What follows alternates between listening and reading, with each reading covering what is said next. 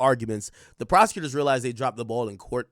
They came back with some additional responses that actually made some decent arguments. So we'll see if that affects it and if Diddy doesn't get bond. Because if you ask me, I think it was in his favor to get bond before. What else is going on?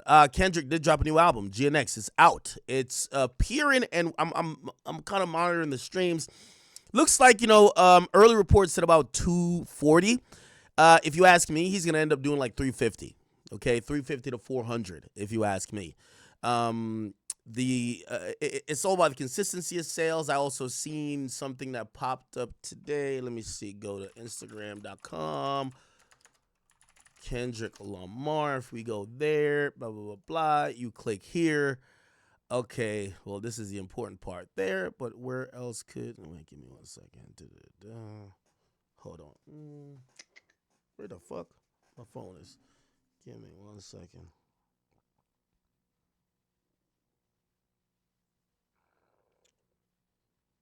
For some reason, I seen vinyls pop up somewhere. Now, I keep telling y'all, anytime y'all see these rappers sell a lot, the vinyls is there, okay? I'm not personally mad at it. I like it. I actually encourage all hip-hop artists start selling the product again. There was a time we were selling the product, which was CDs, cassette tapes, and then everybody, and obviously vinyls, and people said, now it's all about streaming. Even downloads. People used to buy digital MP3s, then people stopped, and it was all about streaming. Now, the only people really doing huge numbers, they're selling vinyls. There's a lot of rules related to Billboard with vinyls, but somebody did tell me that GNX vinyl, let me see, is there a vinyl? Okay, so he rolled out a physical pre-order. Okay, so that shouldn't count for the first week. But I know a lot of people like y'all probably do care about his first week sales. Let me see, where are his, oh, here we go. So they're going to be shipping March 1st.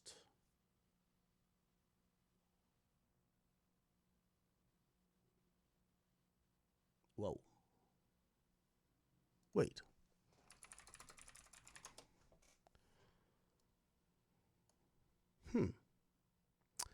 Chat.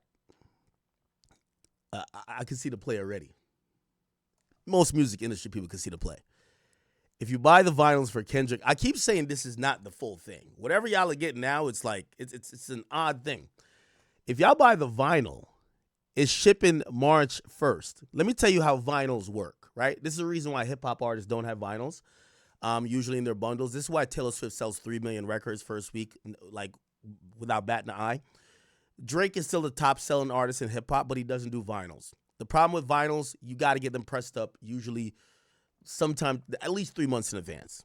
Any hip-hop album that gets turned into a plant 3 months in advance get leaked. Drake, Kendrick, they're going to get leaked, right? For the most part. So what they usually do is they don't do the vinyl. They usually do vinyl deluxes because people have less interest in a deluxe than your very first project. So, but here's the thing. The way how Billboard changed their rules for vinyls only count, you have to have shipped the vinyls out in that week. So what used to happen, and shout out to Nav and all these people, they would just take mad orders. And then 2 years later, you never got your V-Lone t-shirt. So everybody's like, yo, I ordered V-Lone. I ain't know fuck the album. I wanted V-Lone. You ain't getting the shit for 2 years. You get what I'm saying? So Billboard realized that was a finesse. Okay, niggas is just copping shirts and calling the albums, which, by the way, again, I have an amended theory on that. I think that fans should be rewarded for spending money, even if, music doesn't feel like anything. A movie ticket, at least you bought a ticket, you went to have an experience. People look at, it's a devaluation of music. So I don't have a problem with bundles. I love bundles, actually. But there's so much finesses. Obviously, I think Travis Scott is like, he's a top tier dude at it right now. I'm not, and let me bring it back. It's not a finesse. He knows how to work the system. Okay? Like, for example, Travis Scott will do $250,000 in sales. $250,000 in streams, right? So 250,000 streams equivalent units, which means a lot more than 250,000, but it turns into a 250,000 first week, but then he'll sell a 250,000 product. So he does 500K. That's his finesse, right? Every time he comes out, he does 500K. He sells more than Drake, but he don't sell more than Drake. You get what I'm saying? Drake comes out, and that's what I've always told y'all. Drake, I personally, and that's my guy, I talk to him all the time, love him, but lazy, okay? How you're the biggest artist, but presentation's lacking. Yeah, stream-wise, you'll do 400K, which is obviously more than Travis Scott doing 250K, right? But, bro, where are the vinyls? Where are all these other things? You have the biggest fan base. Why not monetize it, okay? Now, there's a lot that we're going to unpack during the stream, and this is probably the reason why I went on Twitter, just to really give a all, because people might, and I know Twitter is a bunch of haters that usually watch me, but they could hate watch me. Like right now, look, I'm on Twitter right now, 120,000 people done click this link. Who gives a fuck? But here's the thing. The important thing is to kind of give some of the education around some of the music shit we talk about. And the thing is, we're going to now explore what, again, and I want to be very open and honest. Me and Drake haven't had no conversation about this. And I understand why he wouldn't have no conversation with me or no one else. This is his business, okay? Drake, he told you his damn self, had a $400 million deal with Universal Music Group. I could have told you that, I seen him rush all them projects, did a bunch of tours, and I said, something, okay. He's doing back to back. But once the beef and stuff happened and some of his movements, I could tell you, for me, I know that's renegotiation time, right? 100 gigs, I'm like, that's renegotiation time. Like, you got to start letting these niggas think you could leave, no matter how much they're lining your pockets. Keep in mind, from my knowledge, we're not talking about Taylor Swift. We're talking within hip-hop. There is a limited amount of people that's ever received over a 9-figure deal, which would be $100 million. Drake's deal was $400 million. So how does shit go left? What's been going on? I think they've had like an interesting relationship that we just haven't explored, but we never needed to explore. Drake's relationship with the label has always been, yo. And again, this is why, when I pried into like, why does Taylor do 2 million? Drake, even if Drake isn't as popular as Taylor, he's half as popular. He should be doing $1 million every time. Well, Taylor moves like this. Drake hits up his label 2 weeks before the album drops and turns it in. Or turns it in the same week. He doesn't use any marketing from them. He just, I'm Drake. I'm dropping. Which obviously does work, but if you want to see those quote-unquote pop star numbers that he could get, like the milli per week, you kind of need to work with them to a certain extent. A lot of drama has been happening behind the scenes. Some I'm not going to comment on, but I will be bringing up, obviously there's a lawsuit that got filed today. We'll be getting into that. It's the main reason I went live on Twitter. We're going to be reading through that directly, and that kind of exposes a little bit of the drama that's been going on, okay? Again, to give you a very brief history of the whole thing with Drake and his label, Drake was signed through Aspire Music Group that was owned by Lil Wayne's manager, Cortez Bryant. He was introduced by Jazz Prince. They fought over that, his percentage for years, and Jay Prince stepped in with a couple courtesy calls, this and third. But he signed to Young Money, and, I've always told y'all, most rappers, their name, like Aubrey Drake Graham, isn't on a contract necessarily with Universal Music Group. It's subsidiary labels and companies that own his rights that are on these things, because people do get, this is a music business. It's almost like a Ponzi scheme. Okay. So what ends up happening is that Wayne sues Birdman $51 million. That's what he said he claimed he was owed. Birdman said, he was buying gold toilets, putting gold stars in his head, doing all the type of shit with him. He basically said, yo, Playboy, I owe you some bread, but not 51. They start beefing. Universal basically takes over everybody on Young Money. Nicki, Drake moved to Republic. It was already being funneled through Republic already, even though it was Cash Money. Cash Money, I think they still might have imprint, like their imprint might show on the shit, but it's just going through Republic because Universal paid the bill. They paid Wayne, and they settled that. And they got a couple more albums from Wayne and this and third. Anyway, the point is this. So that's the overall aspect. Then you get to Drake aspect. Drake, first and foremost, and this is just how music business works, your shittiest deal is the first deal you get in, right? As you get more and more leverage, you get into better deals. Like, for example, I I don't know this as a fact, but I probably bet 100,000 that Drake don't. Well, initially Drake owned none of his first album, so Thank Me Later probably didn't. Now, if you watch as the time went by, especially when he got up to Scorpion, which is now 2018, you would see, and beginning from then, Drake, who did a couple addendums to his original contract, eventually then became in this almost hybrid thing where for future and subsequent projects, he was going to own part of his masters and this and third. Also, you kept seeing OVO sound on his future releases. Why? Because Universal didn't just own all his music outright, right? I also, I've said this before, which people were confused by. I said, listen, because people were like, well, let's go to the Kendrick beef and Drake. They're like, well, why the fuck would Drake or Universal would never want anyone to get at Drake because that's their cash cow? Well, not really. Drake, the majority of their interest in Drake as an entity is the first half of his career when they own everything, or they did. I don't know. They probably have negotiated where he's gaining ownership a little bit more of the back catalog with him dropping more stuff. Kind of Taylor Swift-esque, but she's on some other shit. Hopefully you guys are keeping up. I'm trying to move fast here because we got contracts to read. But what ends up happening is that the more as time goes on, they're paying a higher premium for Drake and getting less in terms of percentage-wise as they would have gotten initially. But here's a great thing, which I've told everyone when it comes to streaming. This is why artists put out more music these days, and labels actually encourage them to put out more music. And by the way, I had some random argument back and forth with some idiot on Twitter who I was saying that the reason why not only do I think bundles should count, but we should look at the way we look at first week sales, because these labels, they don't care about most of these artists if they are flopping, right? If they have a catalog, right? When Drake drops a new song or a new album, Take Care is going to be in the top 20. When Kendrick drops a new song or album, Good Kid, Mad City is going to be in the top 20. So they're basically just getting their pockets greased by doing nothing as long as you put out new music.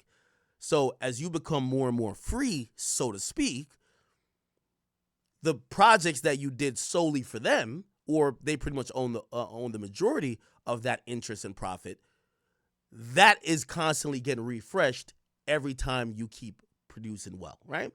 So hopefully you guys understood that, but basically that's me saying, yeah, Drake might have got $400 million, but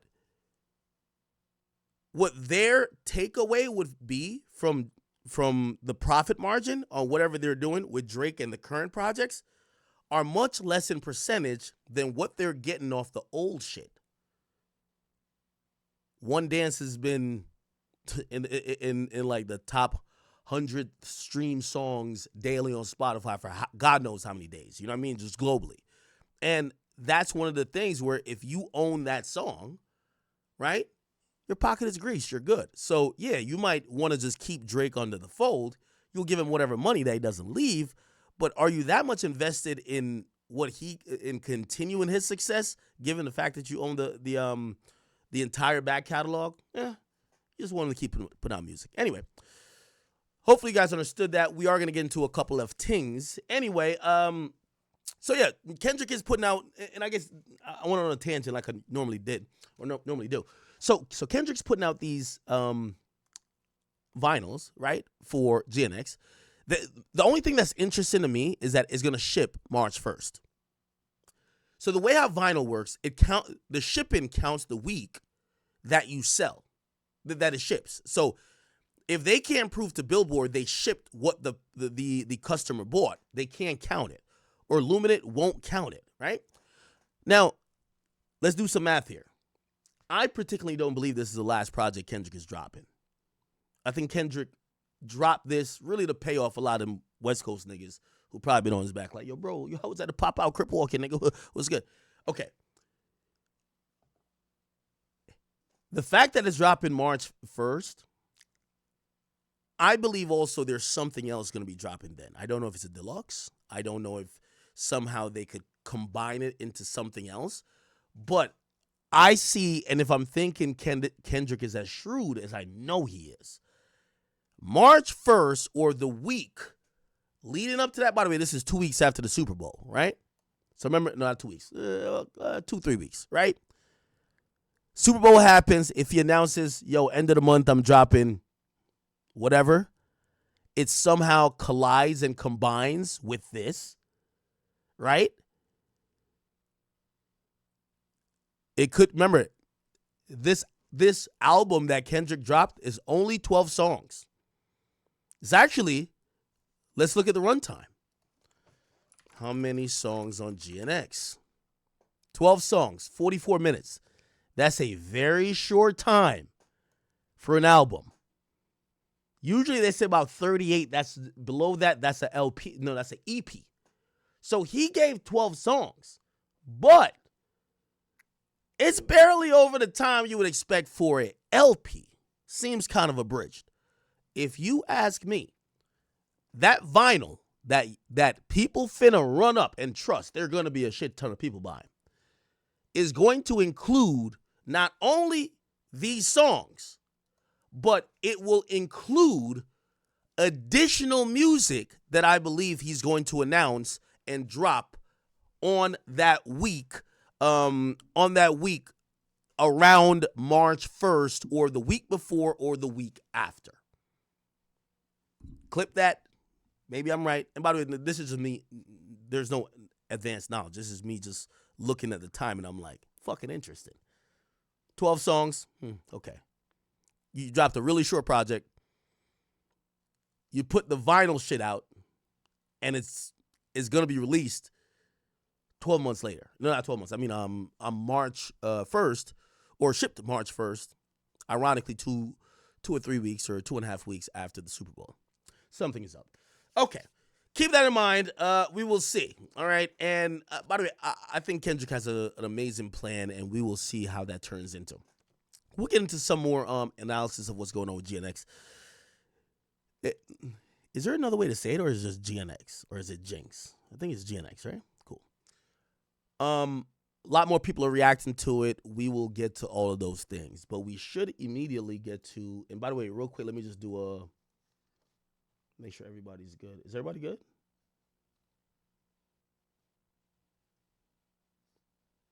Give me 1 second. Let me just make sure everybody is online.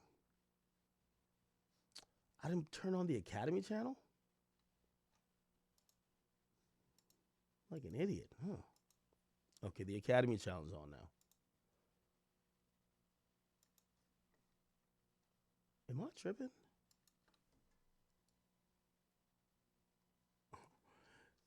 All right, just give me a second. I'm sorry if I didn't have some of these things on before. Okay, good. All right. So, yes, we'll get into a little bit more about Kendrick's album, what it's on pace to do. Again, there's a number floating around saying around 240. I think it's going to be 350. It could even be closer to 400.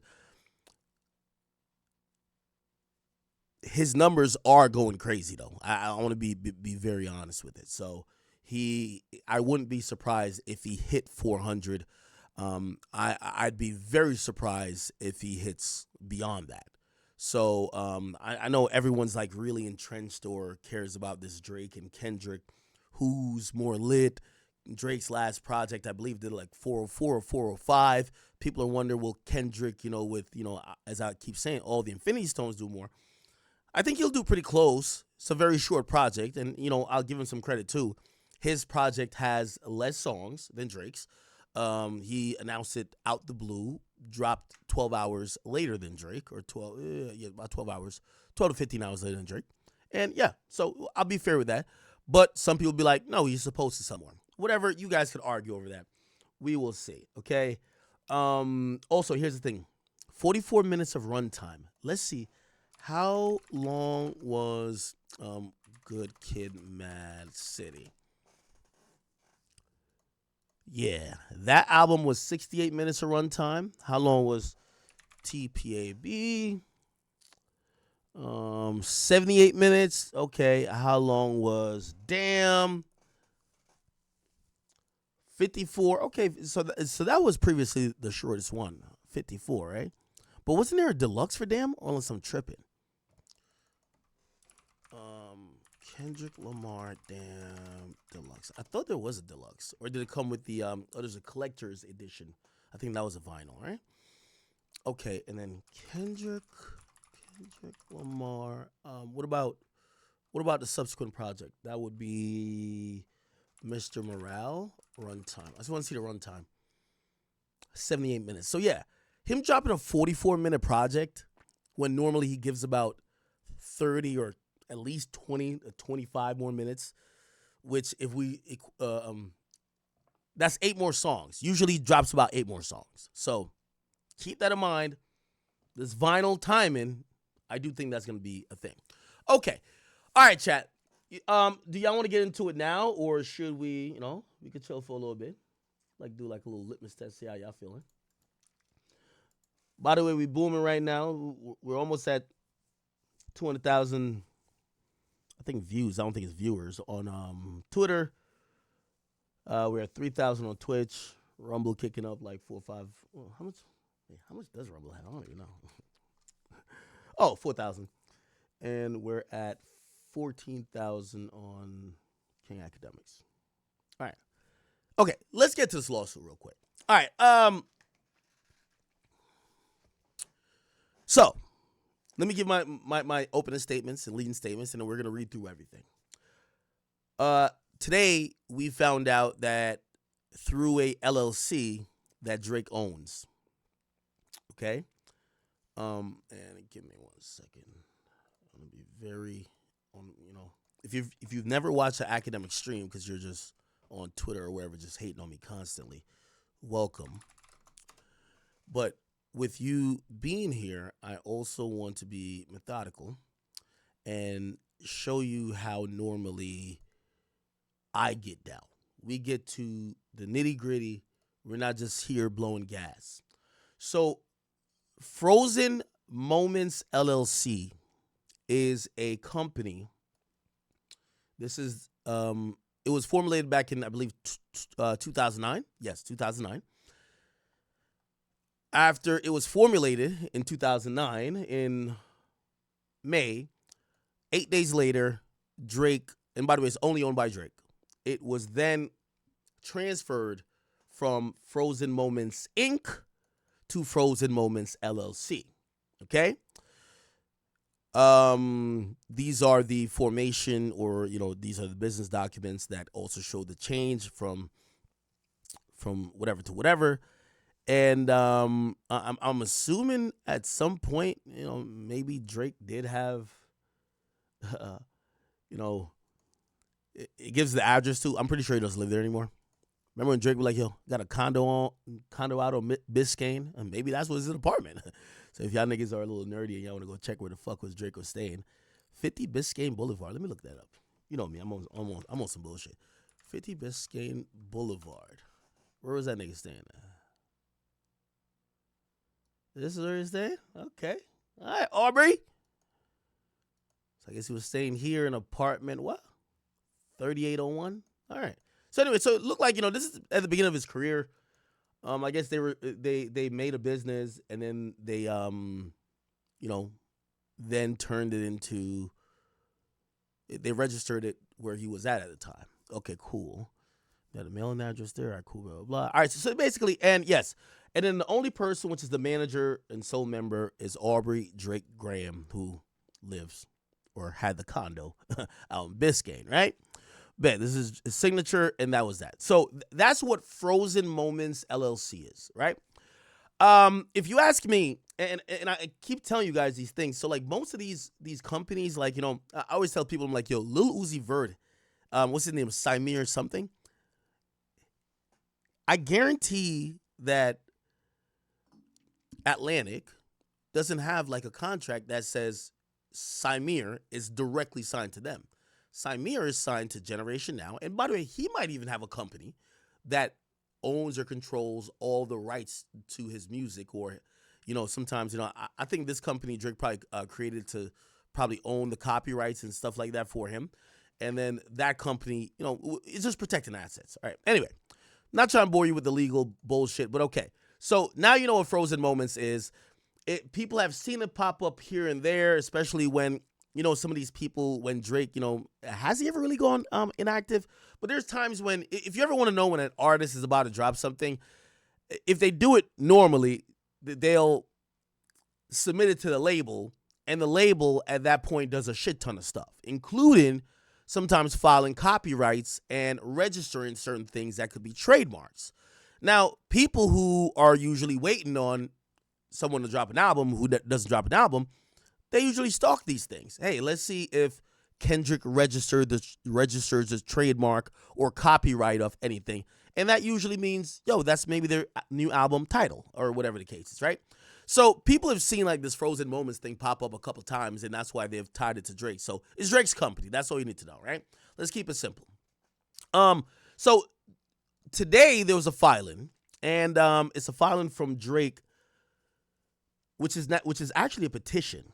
Drake has petitioned the court to have them put Universal Music Group and Spotify on notice that they intend to file that Drake and his company, Frozen Moments, intend to file a lawsuit basically claiming that they allowed,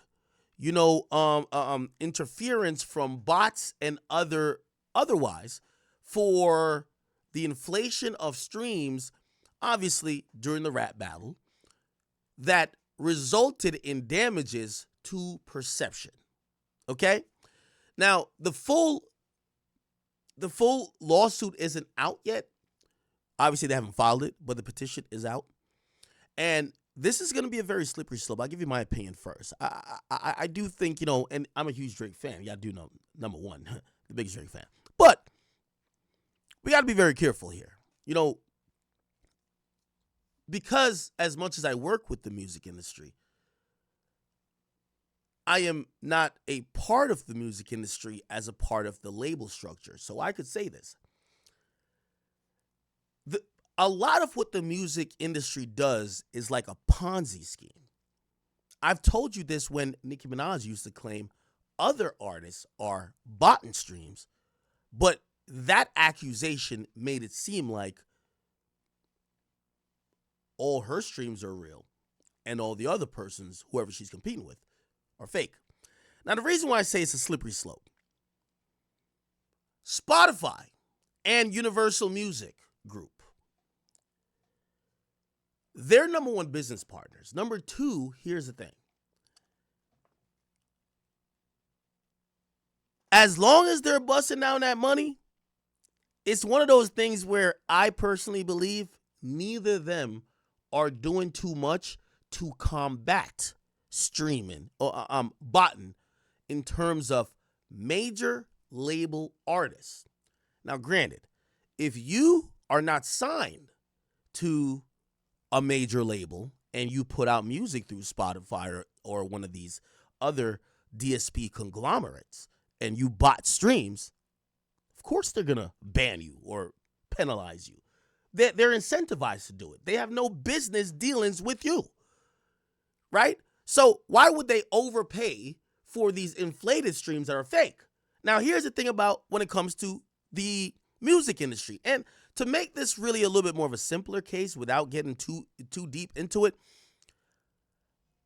inflated sales has always been part of the business practice for the music industry. It's always been that.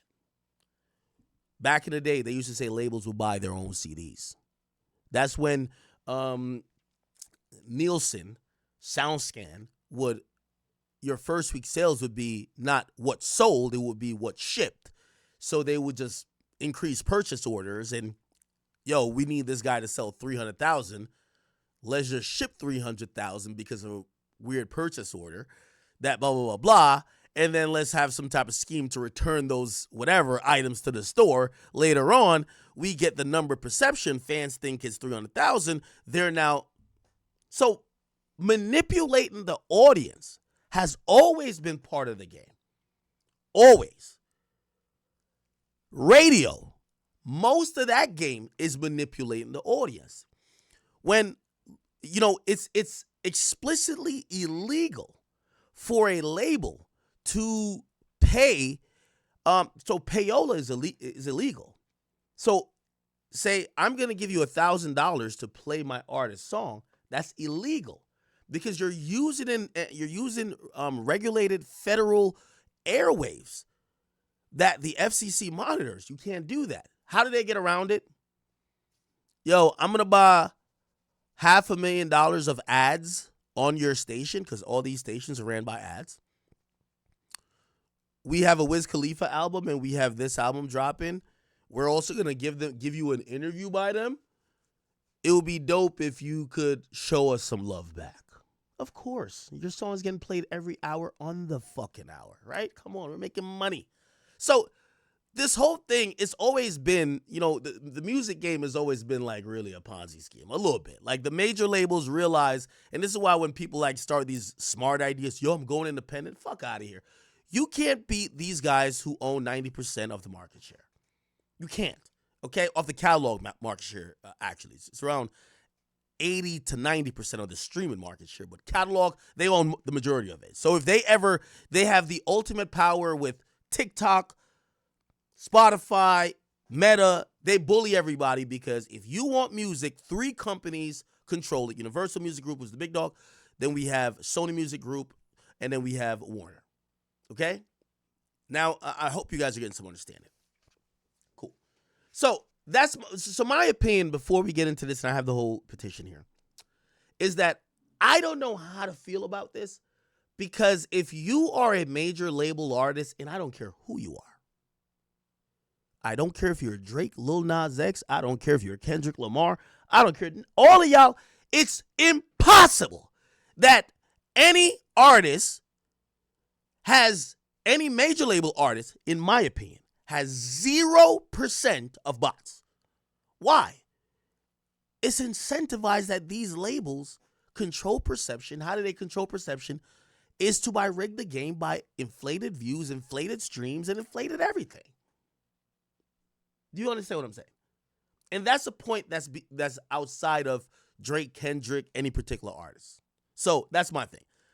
If you ask me, Apple Music, Amazon Music, Spotify, they're in cahoots with UMG, Warner, and Sony to make sure that there will never be a true independent market because they make too much money, literally suppressing that, funneling. By the way, Spotify even announced some shit that, there's certain things with Spotify when it comes to playlists. They won't be like, they'll tell you the random bullshit. Oh, anybody could get on a playlist. Brother, don't have a label. Like, if you think Universal Music Group will let some 15 random people without them being on a label eat up 15 spots on the most coveted playlist, you're out of your fucking mind. You get what I'm saying? It doesn't work like that. So it's kind of all of a, it's a finesse. Anyway, so let's get to it. So this was a petition that was filed today. We have, and this was filed in the Supreme Court of the state of New York, where we have essentially Drake's company, Frozen Moments. They're announcing, right? They're announcing that, Spotify, Universal, we're about to sue y'all. We believe that y'all have done certain things or allowed certain things that has now caused damage to me as an artist, and we want you to preserve or to hold these things or give us the data or evidence that we would need to actually file the lawsuit. So let's just read through it. So cool. So it says, in the matter of application of Frozen Moments LLC for an order, okay, whatever, it's a civil blah, blah, blah, UMG and Spotify. Now, very clear, and what should be noted, this is not a lawsuit yet. It is not a lawsuit, okay? So Frozen Moments and its attorneys, right? So Drake's company, and by the way, I do want to be honest here, just me being 100% honest with y'all. I don't know how they flagged this. I'm pretty sure someone has some type of, civil court flag for Drake's company. I think Drake tried to file this under his company, and if you're looking for Aubrey Drake Graham on the lawsuit as a petitioner, he's not. It's his company. And whether his company is expanded and he's listed officers or whatever of his LLC, it doesn't matter. He's the boss. Do you get what I'm saying? So I think he tried to do it under the LLC, but he's suing MMG. Not MMG, UMG. Okay. So, so they're basically saying this is a pre-action disclosure. And by the way, if you guys do want to see all these documents afterwards, they'll be on the academy.blog. For an order granted limited pre-action disclosure from the respondents, UMG and Spotify, directing a preservation of relevant evidence in possession, custody, or control of UMG. Now, that's also very important and very interesting, chat. What that statement alone tells you or should tell me, the biggest artist in the game, right? Let's say biggest rap artist, because we know Taylor is the real biggest, but let's be honest, right?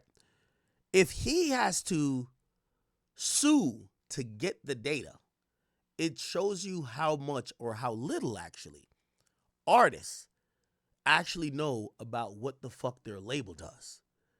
Because he has some facts, but he needs all the facts to really file his lawsuit, and he got to sue them to get it.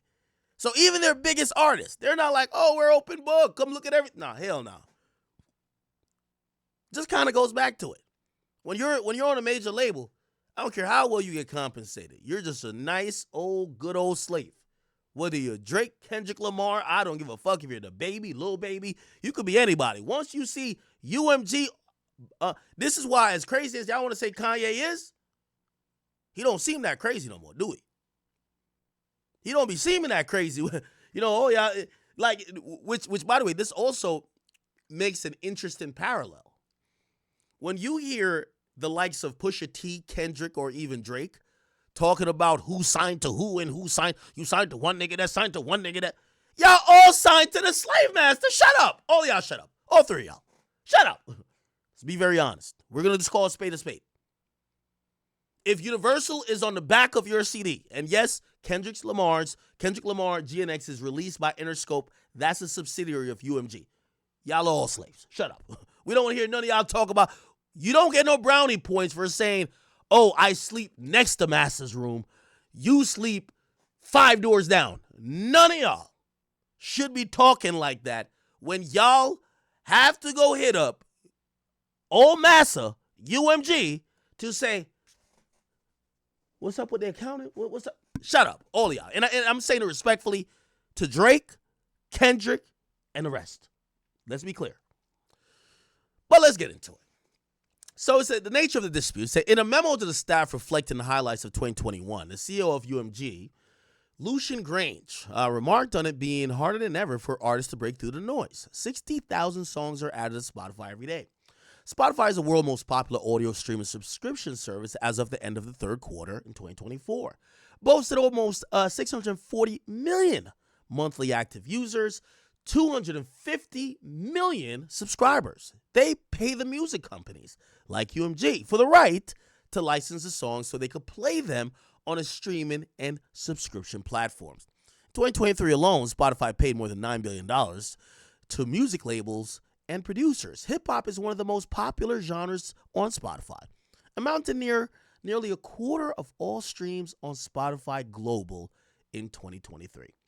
Spotify and UMG have a long-standing symbiotic business relationship. As one of Spotify's earliest supporters, UMG entered a multi-global license agreement with Spotify in 2020. UMG and Spotify collaborate on strategic marketing campaigns, facts, and products. And in 2024, they announced an expansion of their strategic partnership through which Spotify will amplify. Oh, yeah, that was the thing. This is the finesse right here, chat. I ain't gonna lie to you. This is when you realize if you're an independent artist, they have made it that you got to sign to these niggas, these major labels to win. Look, they have a UMG, the biggest label out. Got Drake, Weeknd, Kendrick, all these niggas. They have a strategic partnership where Spotify will amplify music discovery and social interaction and enhance fan experience across the platform for UMG family of artists and songwriters. Come on. Basically, if you're an independent artist, you stand no fucking chance. If someone looks at Spotify and they see Taylor Swift, Kendrick, Weeknd, Drake, all the top artists, Post Malone, then they see you, how the fuck will they ever click on your music? Let's be honest, right? This shit's a finesse. Based on UMG. And by the way, this is, this is going to be, I know I'm going on mad tangents. This is a precursor to a lot of things happening. You got the biggest artist suing. That's a problem. That's a problem. But what we're going to see, and this is what I'm going to love, is the transparency. Because it's going to come out. And listen, what's that saying? What don't come out in the thing, come out in the thing. It's going to come out in these lawsuits. The nature of some of the business practices that some of y'all have been oblivious about. Okay? So cool. Based on UMG financial reporting, Spotify paid UMG around $2.28 billion in 2023, which amounted to 19% of Universal Music Group's total revenue in 2023. Which, by the way, you should see how much UMG is dominating. Sorry, I got to make sure y'all can see everything. You can see how much they're dominating. So Spotify last year paid UMG $2.28 billion. And that was 1/5 of what UMG makes. Where's the other money coming from? Vinyls, licenses with TikTok, Apple, Meta. You know, all them little swipe up things. I'd be like, oh shit, I'm adding a song to my store. Yeah, they're getting paid. You get what I'm saying? Streaming is essential to UMG current bottom line and its future business strategy. In a report related to the third quarter of 2024, UMG noted a nearly 29% year-over-year decrease in downloads and other digital revenues because the continued format shift towards streaming across the music industry. Their long-term strategy relies upon accelerating the growth of and monetization from the streaming and subscription. In October 2024, UMG unveiled a new slogan, Streaming 2.0. That was last month, people. Which illustrates the importance UMG places on saturating the streaming market. Didn't I tell y'all that, chat? They don't give a fuck. Just keep dropping music. Your new music makes the old, your new whack music makes the hot music that you dropped when you first came out that got you on go up more, which ironically, they own more of that than usually this, right? In 2024, UMG did not rely on chance or even ordinary business practices to break through the noise on Spotify and likely other music platforms. Instead, launched a campaign to manipulate and saturate the streaming services and airwaves with a song, Not Like Us, in order to make that song go viral, including by using bots and pay-to-play agreements. UMG released Not Like Us on May 4th, 2024, pursuant to various contractual rights. UMG, via division Interscope, has exclusive control over the licensing of the song. On information and belief, UMG charged Spotify licensing rates 30% lower than its usual licensing rates for Not Like Us. In exchange for Spotify affirmatively recommended the song to users who are searching for unrelated songs and artists. Now, let me stop it there, people. Let me stop it there. This is going to be big. This is going to be big. Let me tell you this. I'm like the Joker. I can't wait to see the industry burn. I love it, though. I get paid by it. So, I do, you know what I mean? It's a little bit like, but still, we're going to have fun with this. Check this out. Let me tell you the crazy games that's going on. Number one, shout out to my man Larry Jackson, a guy who's a hero and a villain in some sorts. He's now, what's a new company called? I forgot what it's called. Remember that company? You got Sexy Red's over there. Let me just Google it. Larry Jackson, Sexy Red. What's the name of that shit?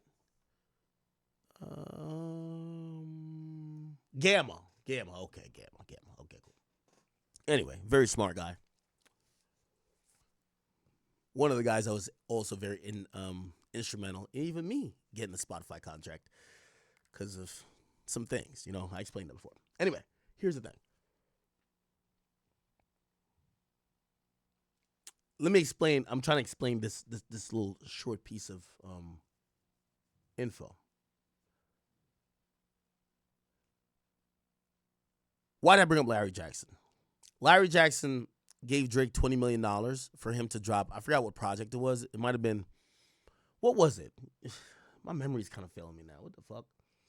He dropped some project on there early, and when he dropped the project early, they gave him $20 million for a week, right? Just drop it on here for a week, and we'll give you $20 million, right?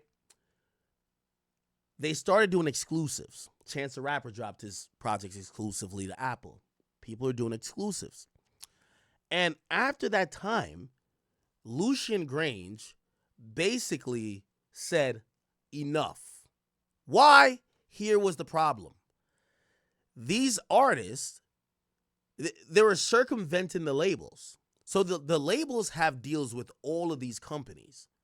None of these deals cite preferential treatment, which means when a song is available to Apple, it's available to Spotify, okay? UMG pays Drake. They have a contract with Drake. Remember, they're the middle guy. That they've kept themselves in the middle because they own the catalogs. The artists started taking, here's a little 20 million bag, but put your shit over here first. So they started circumventing their labels. The labels don't want to get pissed off at the artists because how you going to get pissed off at Drake or Kanye? Kanye at the time. Like, these are the biggest artists. You're like, wait, when are we going to get the whole thing that we can put it everywhere? They're like, give me a week. The artists are lit. They're like, $20 million? Fuck out of here. Shit. You know what I mean? Cool. What ended up happening is that Spotify came bitching. Real talk. Spotify's like, hey, yo, you got Apple spending all this goddamn bread. We're all in this licensing deal. We got a deal with y'all like they got a deal. Why do they get the deal? Why do they get a song or an album a week early? Also, here's the thing. If that keeps happening, we're going to lose our subscribers. This is actually fucking up and threatening the deal we have with y'all. So Lucian Grange, the guy who owns UMG, stepped in and said, enough. First of all, we're not getting none of this money from the exclusive shit. It's going straight to the artist, which that's a no-no. You can't have the slaves collecting their own check. That's a fact. You just can't. Can't. You don't pay the slave directly. You pay the master, and he give out the slaves whatever he wants. So that they had to stop it. So Lucian, and I'm not calling Lucian a slave master at all. Fuck with Lucian, especially his son. My guy Elliot, that's my guy. But the point is this, and I'm just talking about major labels as slave masters. They told him, cut that shit out. So they ended all exclusives, right? That was a couple years ago. During this battle, these artists, because timing and all these other aspects, some of the songs, the samples weren't cleared, they wanted to circumvent it to take advantage. They want to circumvent the label structure, which is kind of rigid a little bit, to take advantage of the timing to win a rap battle, right? I'm getting to somewhere here. So when you get Kendrick or Drake who drops a song via their YouTube or their Instagram, Spotify and Apple are not happy. Why the fuck are you dropping music on? They're looking at Meta in terms of Instagram, or they're looking at YouTube in terms of their competitor, because YouTube also releases music. Why do they get it early? I thought we were done with this exclusive shit. Keep in mind, for a while, they used to drop music, like during the battle, they were dropping music just straight on, like you couldn't find it on Spotify first, right? Okay. So this is how I'm, this is me not really guesstimating, but I think I'm around the money with this. I don't know how they got the info that Spotify did a deal with UMG, but usually Like, for example, I know as a fact, Apple Music and Spotify, they're tight that Drake keep dropping shit on Instagram. They don't like it. They don't like that shit. Drop it on Spotify, nigga.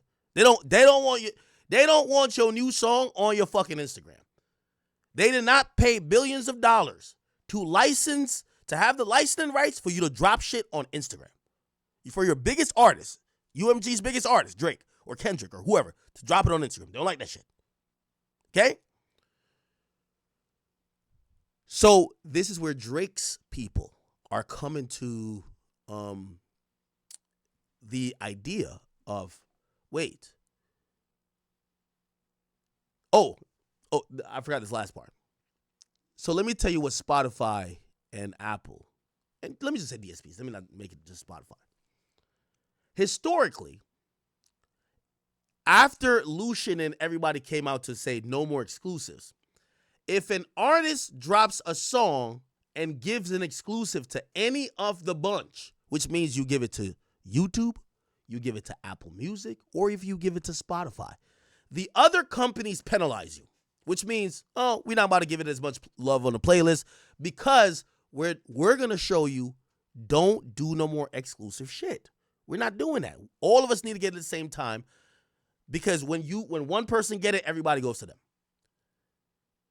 Drake and his team is saying, though Kendrick dropped the shit on YouTube as an exclusive, there was a window, Spotify still came back around and said, and according to them, in exchange, Spotify recommended the songs to users who were searching for the song for unrelated songs and artists, and supposedly UMG charged Spotify a rate of 30% lower. Now, I'm going to be honest with you. However Drake's team is going to prove this this is how I know a lawsuit's definitely coming. You don't find out this info that UMG did a deal with Spotify that not like us. Like, hold on. Let me just do this real quick. Let's go to Spotify.com. Kendrick Lamar. Right? Okay. Hold on. Sorry. Where's Not Like Us at?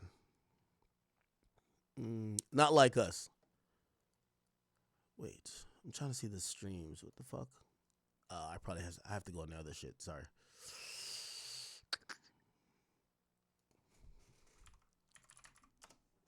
I'm trying to just give you I'm trying to give you a quantity or just a rough estimate of like how much money we're talking about here. Right? Because according to Drake and his team, this is a special deal, right? So Not Like Us is around 1 billion streams, right? It's around 1 billion streams. Now, quick math on usual licensing, whatever, and payouts, right? It's about $4,000 per 1 million streams, okay? In the payouts, right? So when you have 1 billion, that's 1,000 million, right? Times 1,000. Okay.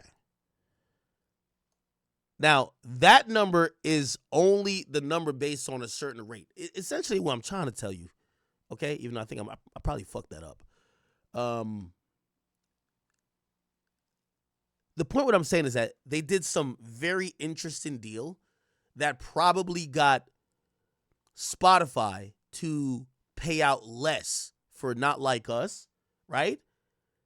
As long as Kendrick's song got recommended through algorithms. Now, that's a very interesting accusation, and I don't know how Drake's team has that information, but they claim that's going to be, well, they don't claim. We have to assume it's going to be a part of a lawsuit, right? We got to assume, right? Okay, cool. And by the way, that 4,000 number is usually off because that's for niggas releasing on DistroKid. You know what I mean? DistroKid and TuneCore. Labels have a very special type of, and by the way, that's not what the song is actually grossing and how they cut all the revenue because there's publishing. There's a lot more other shit with it, right? I don't want y'all to just think that, oh no, there was just $4 million. It's way more money, right? I would imagine it's tens of millions of dollars, and whatever deal they did for Not Like Us, the resulting repercussions is tens of millions of dollars for UMG and Spotify, depending on who got the better of whatever. And UMG might be like, well, just give us a promo. We'll take way millions less. Spotify is like, well, we'll keep millions more.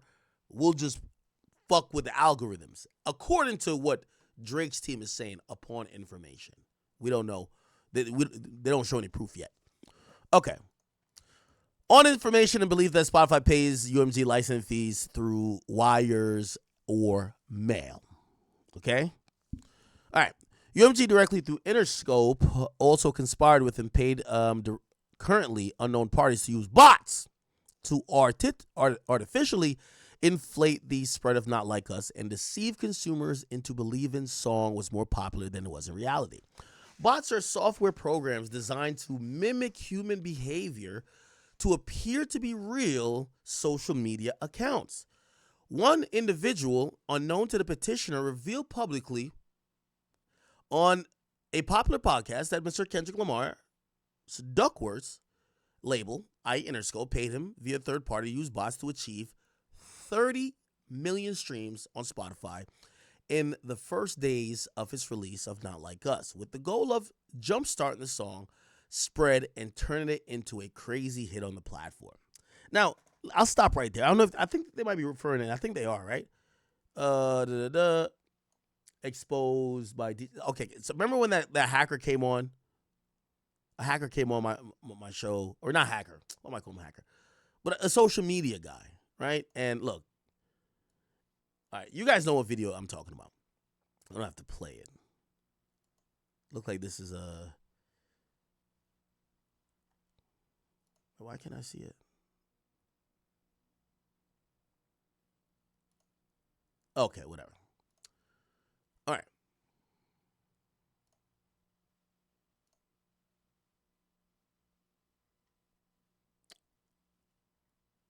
Okay. Sorry. All right. So here's why also I'm a little bit like iffy on this lawsuit as well. I've told y'all, like, I know it feels like politics these days in music. So everybody's like, no, you like you like Drake, so you just hate Kendrick. No, that's not the truth. Like, even the whole thing with the bots, so everyone's like, oh no, the bots thing is just a lie. Here's my thing. My thing is that I don't think only Kendrick used bots. I think the whole game is botted. Y'all just keep thinking I'm saying it's only Kendrick. The whole game is, and that's why I don't like this lawsuit. Because here's the thing. Even if we're to believe that UMG conspired, or let's say Kendrick and his team botted, here's the problem with that. Every other person is doing it too. So there's more incentive to hide the entire finesse than to just protect one nigga. Do you get what I'm saying? Like, once you unveil this, it's a domino effect. Everybody falls. If UMG was to acknowledge that they have allowed or they had knowledge of someone faking streams, even not Kendrick Lamar, the entire situation, they'll be opening all type of class action lawsuits from other people who are within the market of releasing music saying, hey, these people have said in a public lawsuit they know that people fake streams. So UMG will never, no matter who, they will never admit that they're in cahoots, that they've done it, or they've benefited from it. They won't. Because it's not about one artist. It's about the whole game, if you get what I mean. Okay. The whistleblower describes Spotify as an easy platform to bot because it does not, like other streaming platforms, have certain security measures when it comes to, bot protection. The whistleblower further revealed that on May 6th, an individual affiliated with Interscope sent him a payment of $2,500 via the digital platform Zelle, which is owned by a number of banks, and that he was promised another $2,500 and a percentage of the song total sales for his initial push. On information and belief that UMG hired other unknown parties to use bots to promote Not Like Us and also inflate streams of the Not Like Us music video, which UMG first published on July 4th, 2024, UMG appears to have used similar tactics with other streaming services. On information and belief, UMG paid and approved payments to Apple Inc. to have its voice-activated digital assistant, Siri, purposely misdirect users to Not Like Us. Online sources reported that when users asked Siri to play the album Certified Lover Boy by the recording artist Aubrey Drake Graham, doing business as Drake, Siri instead played Not Like Us, which contained the lyric Certified Pedophile, an allegation against Drake. UMG engaged in similar pay-to-play schemes to increase the airplay of Not Like Us on the radio, and the petitioner has obtained information from a third party indicating that at least one UMG employee made payments to an independent radio promoter serving as an intermediary who had agreed to transfer those payments to certain radio stations and or radio stations employees. These radio stations subsequently played or caused to be played Not Like Us without disclosing that they had been played to do so. Ooh, this is actually a crime. Okay. This practice, known as payola, is prohibited by the Communications Act of 1934 and has been the subject of regulatory scrutiny by a number of executive agencies. In 2006, UMG agreed to pay $12 million in a settlement with the New York Attorney General following an investigation involving accusation that UMG executives had used a broad array of pay-for-play tactics to secure radio airplay for its music. In connection with UMG's settlement, the then New York Attorney General, Elliot Spitzer, explained consumers have a right to not be misled about the way in which the music they hear on the radio is selected. He continued to say pay-for-play makes mockery of the claims that only the best or the most popular music is broadcasted. Separately, in 2005, UMG was sued by two radio promotion companies alleging fraudulent pay-to-play practices. While historically payola has been thought of in terms of paying radio stations for to play songs. In February 2020, the Federal Trade Commission released guidance stating that by paying an influencer to pretend that their endorsement or review is untainted by a financial relationship, this is illegal payola. On information and belief, UMG employed a similar scheme by paying social media influencers to endorse the song and the video. For example, the petitioner understands that UMG paid the popular NFR podcast, which nearly has 300,000 subscribers on YouTube and over 330,000 followers on X, to promote Not Like Us and its video without disclosing payment. As a part of his deal with UMG, the NFR podcast published podcast episodes, tweets, and other content publicly about the song. In a sea change for UMG's internal policy, UMG removed the song's copyright restrictions on YouTube and Twitch, thereby whitelisting the song for the first time in UMG history, which further incentivized influencers spreading the songs. UMG's scheme to ensure Not Like Us broke through on Spotify and elsewhere worked. Not Like Us broke Spotify records, and as Interscope posted on his X account. Not Like Us becomes the fastest rap song to reach, blah, blah, blah. Only took 35 days. To date, Not Like Us has almost 900 million streams on Spotify and holds a record for the biggest single day streams of a hip-hop song, the most streamed diss track in Spotify history. Not Like Us has spent 27 weeks on the Spotify City chart for New York City, which ranks as the weekly streaming popularity of the songs by users in New York. Within a week of its initial release, Not Like Us broke the record for the most streamed song in the 7-day period with 96 million streams. After UMG published the video, Not Like Us returned to the number one spot on the Billboard Hot 100. In the same week, the song was streamed an additional 53.8 million times and played on the radio an additional 40 million times. From July 4th to August 8th, the video ranked first on YouTube weekly top music video charts. On November 13th, the iHeartRadio, I can't even see it. iHeartRadio leaderboard, let me put this right here, reported that Not Like Us was the second most popular song on the platform. On New York radio, Not Like Us remains, as of date of this following, a top 40 hit on popular music and hip-hop stations, including Z100, Power 105, WQHT, which is Hot 97. And from May 9th to August 15th, the song was among the top 10 of all streamed songs in New York City. UMG touted the record-breaking success. On July 16th, Interscope reposted on X that the song had become the best-selling rap song of 2024 in the U.S. On July 24th, they posted on his X account about the song charting as the most streamed song of the week. August 29th, they posted on X with a link to Summer Hits 2024 playlist by Spotify. And the caption said, Song of the Summer. UMG fam lands 4 out of 5 on Spotify.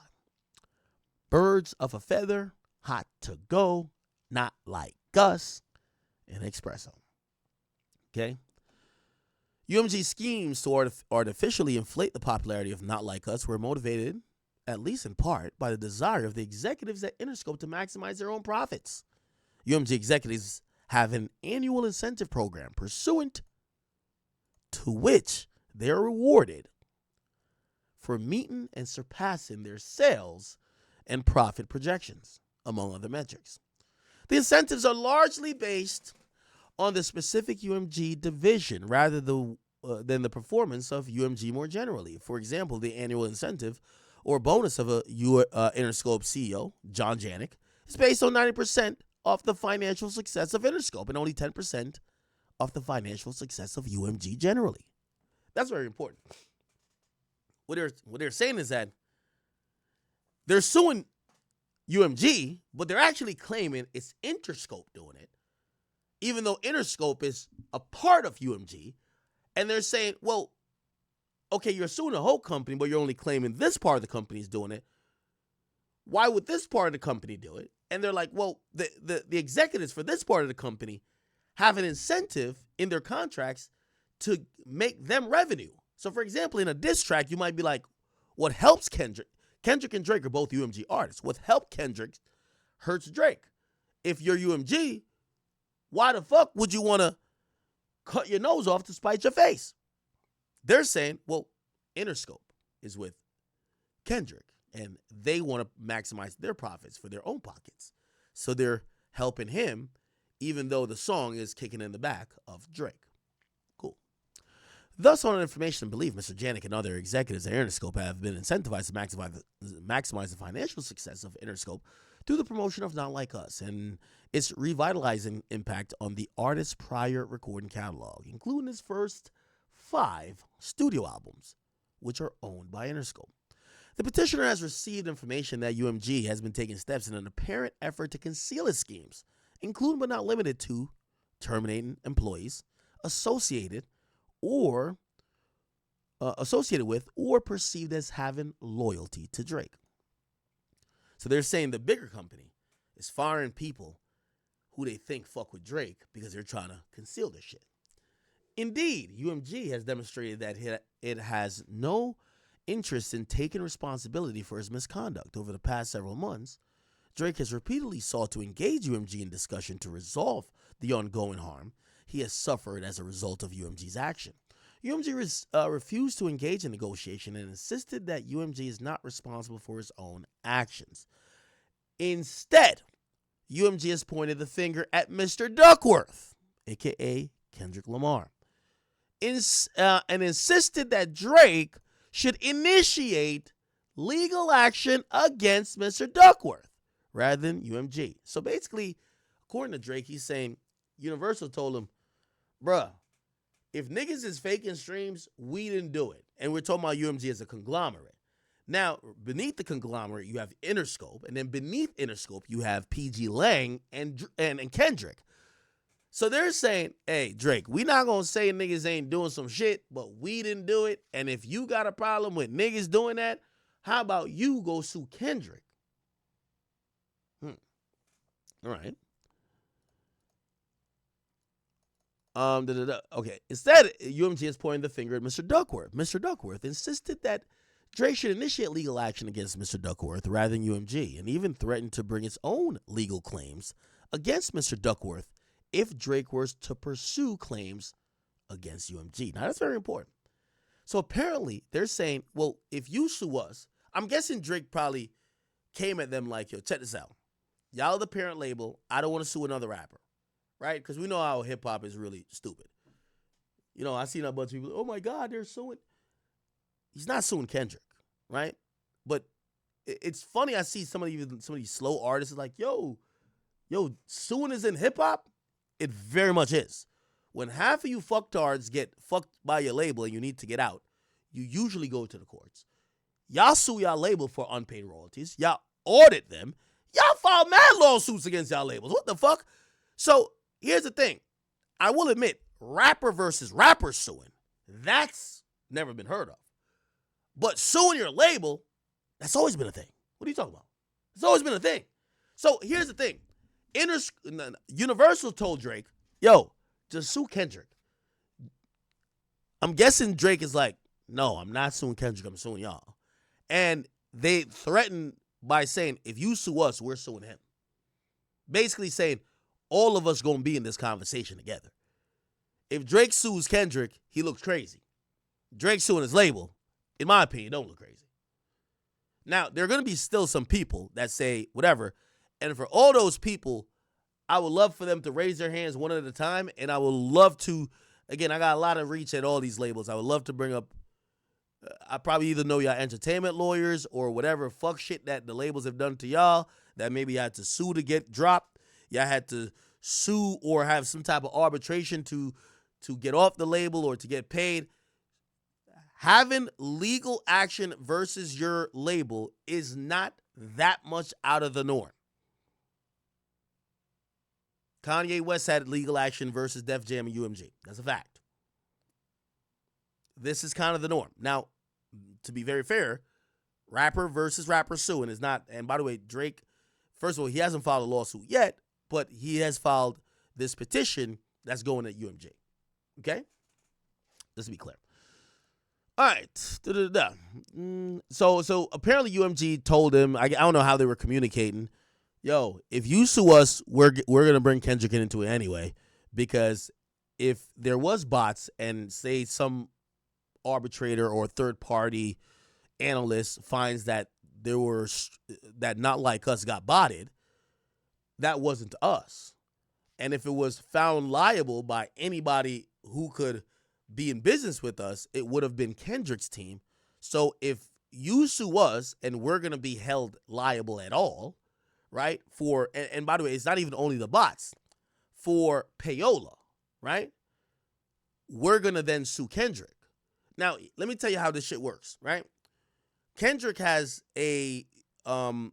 Kendrick gets an advance, just like most artists. Now, by the way, he has a very different contract than a regular artist. But still, labels are banks. Yo, here's this money up front. Go pay all, whatever. And however we bust it down in the back end, that's up for negotiation. Kendrick has a lot of leverage, probably owns his masters. You know, obviously there's some distribution there and maybe some other shit from old albums. So he has a very different deal, but it's still the same thing. Labels are still gonna, yo, here's $70 million. Here's $100 million. And it's to cover blah, blah, blah, blah. It's to prepay for the rights to blah, blah, blah, blah. And this might be, like, come on, that's just how it goes. Here's the thing. The reason why they would say we gonna sue Kendrick is simply this. If Universal Music Group money paid somebody, right? Or let's say somebody got paid who was a botter or were these influencers, whoever, and that money's traced back to UMG. UMG's basically giving the reason why they're saying they would bring Kendrick into it, because they didn't do that. That's Kendrick doing it. You get what I'm saying? They're saying, no, we paid him, and under the agreements that we pay him, we're indemnified from the fuck shit he does. So if he paid some botters, if he paid some whoever, and he didn't disclose it, because remember, UMG already did a settlement for $12 million back in the day. If they didn't do it, that's their problem. We're indemnified from it. That's part of usually your record deal, right? And most record deals, and we're talking about civil liability here, usually says, when we give you $1 million, you sign $1 million contract. We give you $1 million, we're indemnified from on how you're gonna spend it within certain realms. So if you go take $1 million and go put it on somebody's head and kill him, we ain't give you $1 million to kill nobody. Get out of here, nigga. That's kind of what I'm trying to say. So whatever the money they gave Kendrick, or whatever they agreed to with Kendrick, they're basically saying, yes, his music came out via us, but if there is any foul play, they're not admitting there's foul play. They're just saying, if there is, we got to bring Kendrick into it.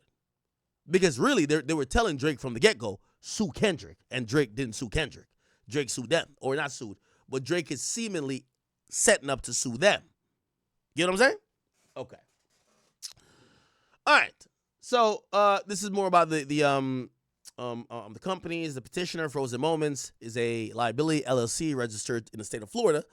It's wholly owned by Drake, which Drake furnishes his recording services as a vocalist. So you can already know what that means.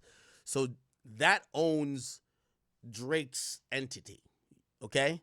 So I guess when Drake signed to Aspire and then went over to Young Money, and then that got moved over to Republic, but now his services, the rights to it are like half. I don't give an exact percentage. Some to Republic, UMG. UMG owns Republic too. To UMG, but some of his rights are owned by OVO. So I just want to give y'all understanding why you're seeing Frozen Moments instead of OVO. OVO is his label, right? Frozen Moments seems to be the company that his artist likeness and probably I'm not sure if like all his writing credits go under there, but that probably owns the rights to like him making music, okay? But he owns the company, so he owns the shit. It's just, you want to create an LLC in case shit goes bad at one point. You know what I'm saying? Cool. All right. So, and it says, all right, bet. So it furnishes his recording services as a vocalist, musician, and as a copywriter. Yes. So exactly. So that company owns the copyright of all of Drake's songs, his sound recordings and music. Okay. As such, the petitioner competes with Interscope. Okay. Respondent UMG, who is a wholly owned subsidiary of Universal Music Group. A publicly, all right, we don't need to do that. UMG's division, not limited to Interscope, which represents Mr. Kendrick Lamar Duckworth, and Republic Records, which represents Drake, as I just said. Interscope, a publicity team operates. Okay, we don't care about that. And then Spotify is the other entity. Okay, so they're going at UMG and Spotify. Okay, we don't care about jurisdiction, and this is what they're requiring: preservation and for potential discovery.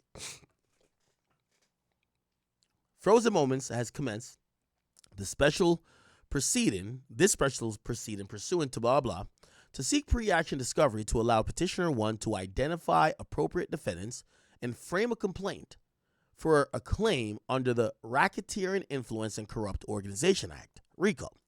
And 2, identify appropriate defendants and frame a complaint for a claim under Section 349 of the New York General Business Law, which is the NY Deceptive Business Act, and Section 350 and 350A of the New York General Business Law, which is New York False Advertising Act.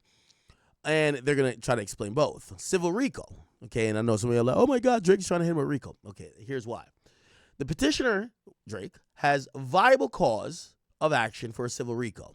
Right? Now, a RICO, it's the Racketeering Influence and Corrupt Organizations Act, which we all know for getting gangs and the mob and the mafia and all that type of stuff, which means this is a organized criminal enterprise, right? Keep in mind, it's a crime to payola is a crime, right? And I guess they're saying, UMG is engaged in this. To be honest, I'm gonna be honest, and this is not me ad-libbing here and riffing. I don't know what Drake's goal is in this, because I think number one, UMG is gonna spend so much money for any like decently serious lawsuit. They might spend like $100,000. It's gonna make them salty towards him, right? Like if legitimately, and that's their stance. We're gonna read a statement by them later. They're gonna say, "Oh, we ain't got no problem with Drake. The people choose. We just and their opinion is we make money off both y'all bitch ass niggas. We don't give a fuck. Their thing is like, you think we care about our favorite slave? Y'all both slave. Fuck out of here. We make money off him and you. We don't give a fuck. So that's kind of their opinion. But you gotta imagine. It kind of makes you salty at somebody when they're now filing a lawsuit against you, right? So this is really interesting and uncharted ground that Drake is getting into, but this is probably a preview of probably what's been going on for a while, and they probably haven't been on the best of terms. Now, the thing with Drake, we all know Drake, Drake one of them, know what I mean? So it's like, we know his business has always been good. We've never heard messy stuff about Drake's business, right? Even when Wayne is like, yo, I'm not getting paid by Birdman, I'm owed this. Wayne never heard Drake said, yo, I'm broke out here. I need my money. Oh, this nigga ain't paying me. Drake business has always been a fucking one, right? But it appears that there might be some rough waters on the horizon, or maybe there's just some certain stuff that never came to light. We'll see. Anyway, so civil RICO, the petition is a viable cause of action for a civil RICO with the predicate of acts of wire fraud, mail fraud, and bribery for UMG payments to unknown parties in the form of reduced licensing fees to Spotify. However, the petitioner requires additional information in order to frame his complaint and satisfy the heightened Rule 9b pleading standard applicable to the complaints sounded in fraud. Specifically, the petitioner requires information about the method by which the third parties were paid in order to determine which underlying predicate acts to plead and to require information about which benefits were conferred upon UMG in the exchange of payments. Now, again, this is going to be really interesting. This is just my opinion here. Whatever amount of money that Kendrick did in a deal, or maybe like a small, whatever deal he has with UMG, I'm pretty sure they just gave him a bag of money. I'm pretty sure PG Lang collected the money and PG Lang spent the money how they seem accordingly. And whatever contract between them that UMG paid the money, they're indemnified, which means you can't sue them. Or not that you can't sue them, but if there are damages that they paid to someone else from the money that came from someone else, that's why they're saying we got to bring Kendrick in, because we don't sit here and pick out bots to pay. We don't sit here and pick out influencers to pay. We just kind of sit here and pay money out to these people who run their own label, which is PG Lang. So that's what I personally think, right? However, this is a good way for Drake to try to get the details of the relationship between UMG and PG Lang. Now, here's a problem with that. If it's what I think it is, to me, this doesn't go too far, because unless Drake sues Kendrick, you got to sue Kendrick. This is not Interscope. This is not UMG. This would be Kendrick's team. You got to sue Kendrick's team. So I get it. You're not trying to, like, you're playing the rapper thing and like, oh, I'm not suing Kendrick. I'm suing the labels. Great. Everybody sues labels. Get it. But what they're going to say is, we do nothing for Kendrick. Just like how Universal does nothing for Drake. Drake just turns in music. They give him a lump sum of money. They come to them with a business plan or whatever. Yo, we gonna need this for this, this for this. This is why that God's Plan video, the niggas say, yo, they gave me $1 million. I'm giving it all out. That's our video. You think there was somebody at UMG that says, no, let's give out $1 million for free? Fuck no. Yo, it's Drake. We're doing a video. Biggest song in the world. All right, take $1 million budget. We'll give $1 million budget for that. Here's the $1 million. Drake and his team gave that shit out. You get what I'm saying? So I'm pretty sure whatever it is in terms of marketing promo for Kendrick, I'm pretty sure that's not UMG. I'm pretty sure they just gave that shit to PG Lang. PG Lang did that shit. So here's my thing. Drake gonna have to sue PG Lang and Kendrick at one point. Because even if he gets this information, that still won't have the stuff you want. Who paid the bots? The bots, if there were bots, are paid by Kendrick's team.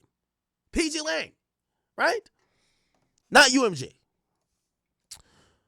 Now, obviously, you could try to hold UMG liable to claim that they knew, but how could you, that's such a slippery slope, right? All right, deceptive business practices and false advertising. The petitioner has information on the agents. Hold on.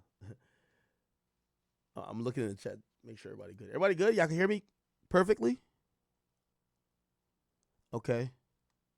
Everybody can hear me perfectly? Oh, damn. We killing it today on YouTube. We got like 20 grand over there. They said we had 300,000 on Twitter. Holy. All right. The petitioner has information that the agents of UMG paid at least 1/3. Ooh, okay, never mind. So everything I just said, never mind. I had to read this part. The petitioner, so Drake, has information that agents. Now, see, that's a slippery slope. Agents of UMG.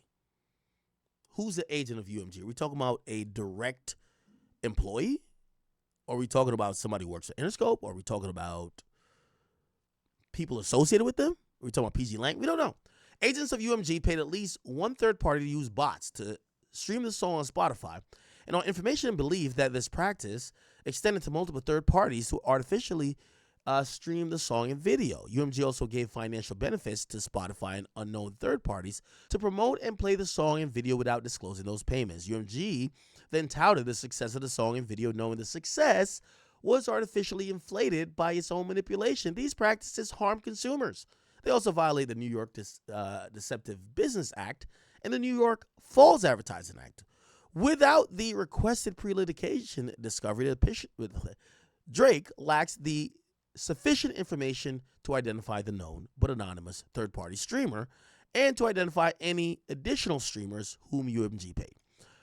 Petitioner also lacks sufficient facts to frame the complaint regarding what was exchanged for UMG payments. The petitioner seeks the following in limited pre-action disclosure from UMG: documents and communication sufficiently to show the identities of all third parties that UMG, its agents, or anyone working on behalf of UMG Interscope paid without public disclosure to promote and publish this or recommend the song.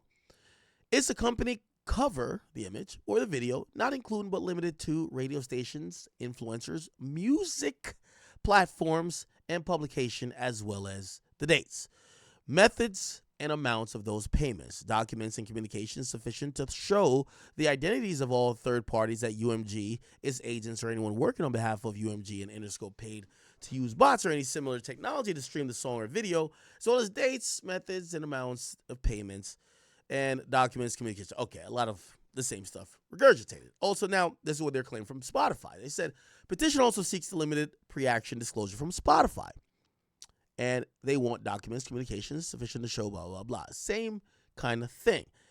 And they seek an order requiring UMG, including Interscope and all other divisions as well, to preserve all documents and communications regarding the song, image, video during the pendency and any litigation that the petitioner commences against respondent and/or any unknown third party. Okay.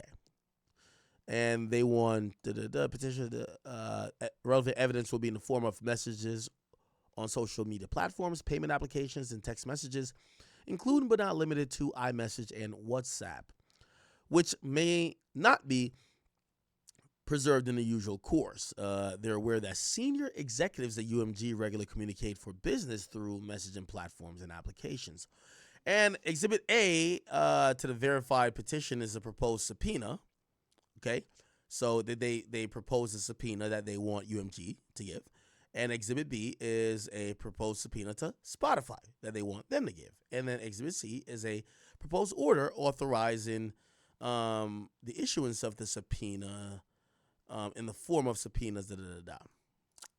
Gotcha. All right. This is a law firm. It's filed today. And its verification, Aubrey Graham affirms the following to be true under the penalty of perjury. Pursuant to civil practice, blah, blah, I am a corporate officer of the petitioner, Frozen Moments LLC, and in its proceedings, and thus have personal knowledge of the facts herein, blah, blah, blah. I affirm this on this date. This is his signature. So it appears that Drake signed this today. Today's the 25th, right? It was filed today, very early in the morning, or they probably prepared it on the weekend, and they signed it and filed it today. The clerk got us at 10 a.m.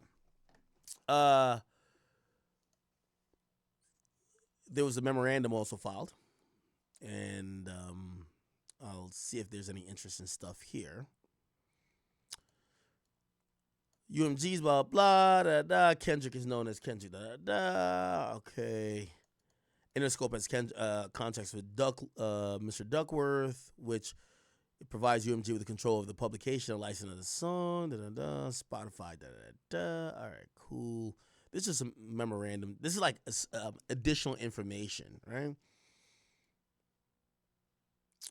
Beginning on or around May 4th, UMG provided financial benefits to third parties, reduced license fees. Okay, cool. Okay. All right, this is like additional info. They're using like a lot of things in the media. Petitioner is aware that UMG conferred financial benefits to Spotify and other known third parties to increase the streaming numbers of Not Like Us. They do not. Drake does not have the details regarding the identities of the third parties, what precise financial benefits they were, but all of these things. And they're thinking about a civil RICO. All right. Information should be preserved and all good. Then the next thing is something they call Exhibit A. In Exhibit A, this is a proposed subpoena for UMG. You're hereby commanded all businesses and excuses being laid aside to make available for the inspection and copying and otherwise deliver accurate copies of the documents set forth in the schedule, blah, blah, blah. The disclosure sought from you, blah, blah, blah, blah. Okay, cool. All right. So this is a proposed subpoena for Spotify. No, not Spotify. I mean UMG. And I think this is the one for Spotify. Yep. So, you know, the boy Drizzy Drake. Man, oh man, oh man, oh man. So, Drake went on a little unfollowing spree as of recently. And, you know, he unfollowed LeBron. He unfollowed Playboy Cardi. He unfollowed Kendrick Lamar. You feel me? Honestly, I don't know why Drake never unfollowed them from the get-go. He unfollowed DeMar DeRozan. DeMar DeRozan is one very fake guy. I'm not gonna lie, like, you have to think of it from the point of view, if your position was switched with Drake, you mess with all these guys so heavy, and you feel me, one guy calls you a pedo, like, those are some serious allegations, man. Like, that you like little kids, especially in, like, the position Drake's in, and they're rocking with this guy heavy and, like, supporting him. What? Like, bro, come on. Like what X said at one point, with friends like these, you never need enemies. Like, DeMar DeRozan in the video, LeBron at the concert, bopping his head. You feel me? Playboy Cardi not clearing songs for Drake, which is so insane. Playboy Cardi doesn't clear a song for Drake. Like, the reason why it's so insane, the type of music that Playboy Cardi makes and all that stuff, with those little like noises and stuff, 5 to 10 years from now, the Playboy Cardis, the Ken Carsons, all that stuff, gone, washed up. Probably drug addicts. You feel me? You might catch them on the side of the road looking like drug addicts. They don't know what to do with themselves. Cardi has no personality. You never hear from Cardi, so he probably could do merch and stuff. 5 to 10 years, Cardi's probably gonna be like, you feel me? The way I see it is, if I don't think Lil Wayne fell all the way off, but if someone like Lil Wayne could like be at a lower level at rapping, anyone could fall off. That's the way I see it. And no one this day and age really ever reached Wayne's level, for real. So yes, they could all fall off. Like, Wayne could go on tour and have a bigger tour than damn near every single rapper now. But someone like Drake, the type of music Drake makes and all that stuff, Drake's cool. Drake doesn't even need rap. So, feel me? But hey, man, I hope Drake unfollows more people. There's definitely more people who deserve to unfollow. It's your boy Big Act News, though. Make sure you like, comment, subscribe, and I am out.